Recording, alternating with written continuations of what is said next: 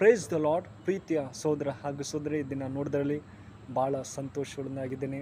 ಪ್ರೀತಿ ಹೃದಯ ಮಕ್ಕಳೇ, ಈ ದಿನಗಳನ್ನು ನೋಡೋದಾದರೆ ಎಷ್ಟೋ ಕುಟುಂಬಗಳಲ್ಲಿ ಸಂತೋಷ ಇಲ್ಲದೆ ಜೀವಿಸ್ತಾ ಇದ್ದಾರೆ. ಅವ್ರ ಮನೆಯಲ್ಲಿ ಪರಿಸ್ಥಿತಿ ಎಷ್ಟೋ ಮನೆ ಹಣದಲ್ಲಿ ಮತ್ತು ಕಷ್ಟದಲ್ಲಿ ಇದ್ದರೂ ಕೂಡ ಪ್ರೀತಿ ಇಲ್ಲದೆ ಜೀವಿಸ್ತಾ ಇದ್ದಾರೆ, ಸಂತೋಷ ಇಲ್ಲದೆ ಜೀವಿಸ್ತಾ ಇದ್ದಾರೆ. ಹೌದು ಪ್ರೀತಿದೆ ಮಕ್ಕಳೇ, ಎಷ್ಟೋ ದೊಡ್ಡ ದೊಡ್ಡ ಮನೆಗಳಿದೆ, ಎಷ್ಟೋ ಬಂಗಲೆಗಳಿದೆ, ಆದರೆ ಅವರಿಗೆ ಆ ಕುಟುಂಬದಲ್ಲಿ ಸಂತೋಷ ಇಲ್ಲ ಮತ್ತು ಸಮಾಧಾನ ಇಲ್ಲದೆ ಜೀವಿಸ್ತಾ ಇದ್ದಾರೆ.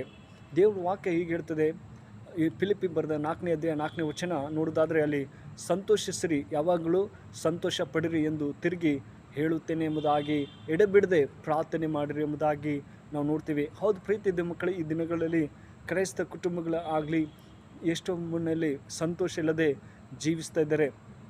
ಮನೆಗಳು ನೋಡಿದ ಹಣದ ಆಸೆಯಿಂದ ತಮ್ಮ ಮನೆಯಲ್ಲಿ ಸಮಯನ ಕಳೆದೆ ಸಂತೋಷದಿಂದ ಒಬ್ಬರನ್ನೊಬ್ಬರು ಪ್ರೀತಿ ಮಾಡದೆ ಜೀವಿಸ್ತಾ ಇದ್ದಾರೆ. ಸಂತೋಷ ಇಲ್ಲ, ಎಷ್ಟೋ ಕುಟುಂಬದಲ್ಲಿ ಸಂತೋಷ ಇಲ್ಲದೆ ಜೀವಿಸ್ತಾ ಇದ್ದಾರೆ.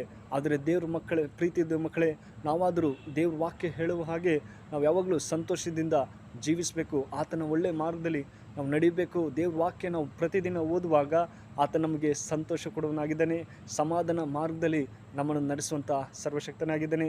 ಹೌದು ಪ್ರೀತಿಯ ಮಕ್ಕಳೇ, ಮುಖೇಶ್ ಅಂಬಾನಿ ಒಂದು ಬಿಸ್ನೆಸ್ ಮ್ಯಾನ್ ನೋಡುವುದಾದರೆ ಆ ಕುಟುಂಬದಲ್ಲಿ ಸಂತೋಷ ಇಲ್ಲದೆ ಕಣ್ಣೀರಿಂದ ಜೀವಿಸ್ತಾ ಇದ್ದಾನೆ. ತನ್ನ ಮಗನಿಗೆ ಕಾಯಿಲೆಯಿಂದ ಗುಣವಾಗದೆ ಎಲ್ಲ ಕಡೆ ಹಣ ಸಂಪಾದನೆ ಮಾಡಿದ್ರೂ ಕೂಡ ಆ ಮನೆಯಲ್ಲಿ ಸಂತೋಷ ಇಲ್ಲ.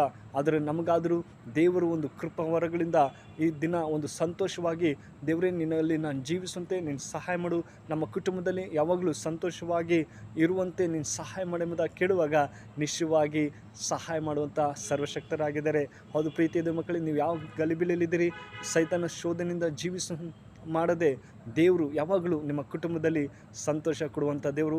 ಈ ವಾಕ್ಯ ನಿಮ್ಮ ಜೀವಿತದಲ್ಲಿ ಆಶೀರ್ವದಿಸಿ ಕಾಪಾಡಲಿ. May God bless you. Amen.